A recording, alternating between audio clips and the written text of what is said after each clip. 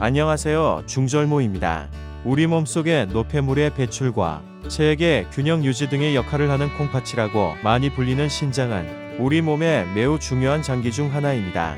그러나 침묵의 장기라고 불리는 간과 마찬가지로 건강에 문제가 생기게 되어도 초기에는 증상이 잘 나타나지 않기 때문에 대부분의 사람들은 신장 건강이 돌이킬 수 없을 정도로 악화가 되고 난 후 증상을 인지하여 뒤늦게 병원에 찾게 되고 치료의 골든타임을 놓치게 되어 힘든 나날을 보냅니다.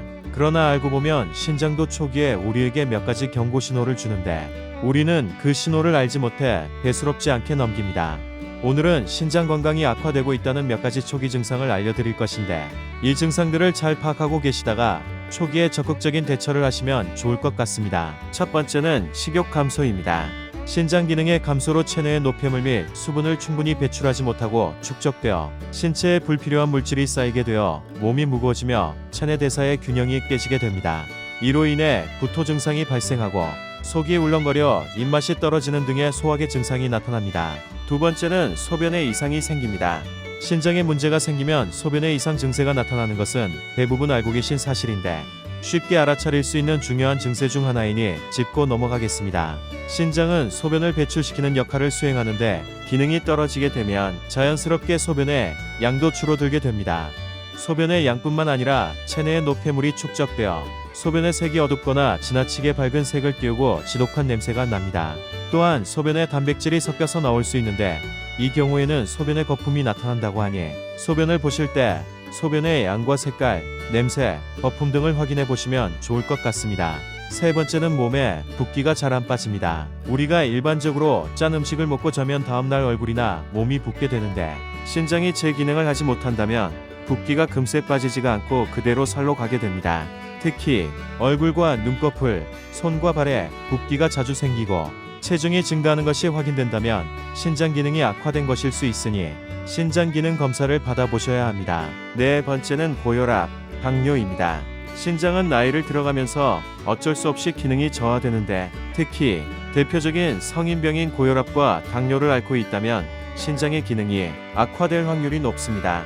먼저 고혈압은 신장 혈관에 압력을 가해 신장의 혈류량을 감소시키고 신장의 혈관 내부의 세포와 조직에 손상을 일으켜 신장 기능을 저하시키고 당뇨 또한 고혈당 상태로 인해 혈관 내벽에 손상을 입고 신장혈관 내부에 염증 등의 발생으로 인해 문제가 생길 수 있습니다. 즉, 고혈압과 당뇨를 앓고 계신 분들이라면 신장 기능이 다른 사람들보다 저하될 확률이 높으니 건강관리에 더욱 유의해 주셔야 합니다. 다섯 번째는 빈혈입니다.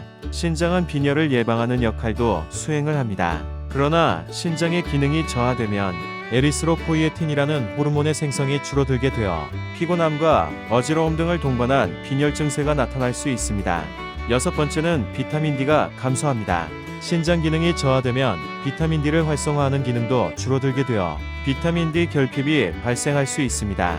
그렇다면 비타민 D가 부족하면 어떤 증상이 나타나는지 알려드리겠습니다. 비타민 D는 칼슘의 흡수와 뼈 건강을 유지하는 데 중요한 역할을 수행하는데 신장 기능이 감소하게 되어 비타민 D가 부족해지면 뼈가 약해지고 골다공증을 유발할 수 있습니다. 또한 면역력 저하, 우울증 등과 같은 다양한 건강 문제까지 유발할 수 있습니다. 일곱 번째는 가려움증입니다. 신장 기능이 저하되고 체내의 노폐물을 제거하지 못하면 체내 노폐물의 농도가 증가하여 가려움증이 발생합니다. 노폐물뿐만 아니라 약물이나 독소 등의 물질도 체내에 머무르는 시간이 증가하여 피부 또는 체내 다른 부위에 가려움증을 유발한다고 합니다. 오늘은 신장 기능이 저하되면 나타나는 몇 가지 증상을 설명드렸는데 이러한 증상들을 느끼신다면 신장에 이상이 생긴 것이 아닌지 의심해 보시고 집 근처 내과에 내원하셔서 신장 기능 검사를 받으시고 오늘 말씀드린 증세가 없으시더라도 정기적인 건강검진을 받으시고 내 몸 상태를 잘 파악하고 계시는 것을 권장드립니다. 또한 건강한 식습관과 꾸준한 운동으로 나의 건강을 챙기고 내 주변에 사랑하는 사람들과 오랜 시간 건강하고 행복하셨으면 좋겠습니다. 지금까지 중절모였습니다. 시청해주셔서 감사합니다.